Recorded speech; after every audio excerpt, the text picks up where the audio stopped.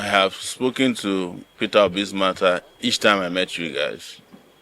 Peter Obi is a drifter who moves from a pathetic one at that, who moves from one political party or platform to the other in search of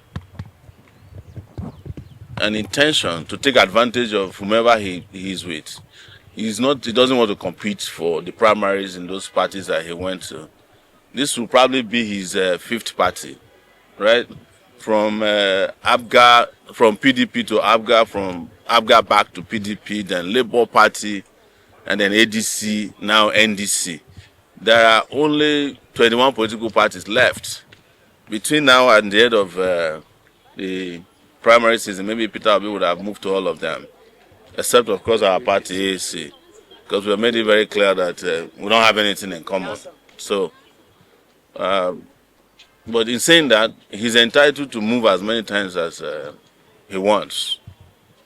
But this speaks to what we've always told you, that the man has nothing to offer, just as his senior brothers. In fact, they were celebrating yesterday. I saw one of their tweets where they said that Sowore was complaining about us that we are with structure of criminality. We have finally left structure of criminality, or we have moved to another structure of smaller criminality. So good luck to him. But again, this speaks to the opportunism about his political life that we always told you about. In the Nigerian palace, this is what they say, that Olosho don't change location again. Nigerians have to rely on themselves to liberate themselves. INEC was designed by Nigerian states to choose or assign votes to whomever it favors. But Nigerians can decide that they want a leader that is elected by them, and INEC will become helpless in that regard. INEC is an official agency of the government.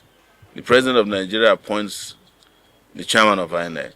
So INEC does the bidding of the person who appoints their workers and their leaders.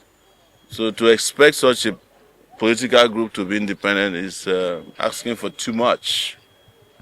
And yes. So how will you describe the action of Kogi State government about the recent detention of activists? Kogi State is one of the worst states in this country, and I would say one of the most unfortunate states, governed by some of the most irresponsible human beings that have ever participated in politics. It's just sad that, a state moves from fry pan to fire every day. Last time it was Yaya Bello, who himself is undergoing criminal trial here, and how's everything? Good morning. So, and then followed by Ododo, who is just a flower boy to Yaya Bello. They're all doing the same thing.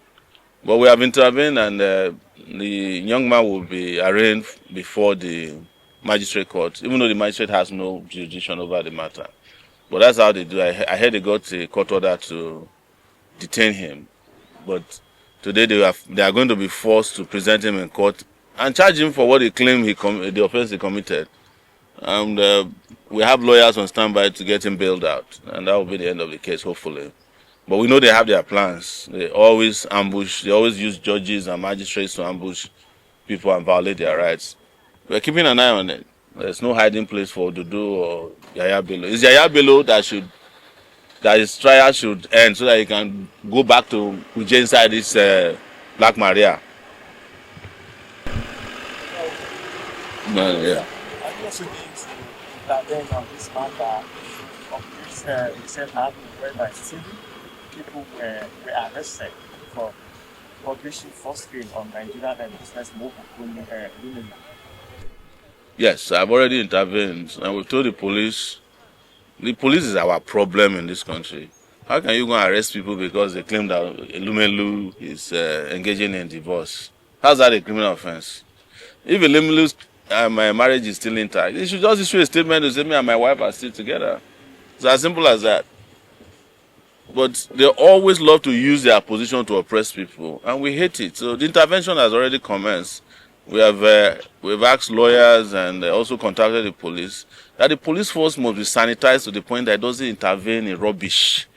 Nigeria police has become useless.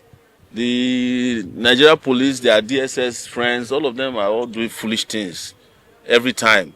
Things that should not concern them, and things that should be of ultimate importance to them, they don't get involved.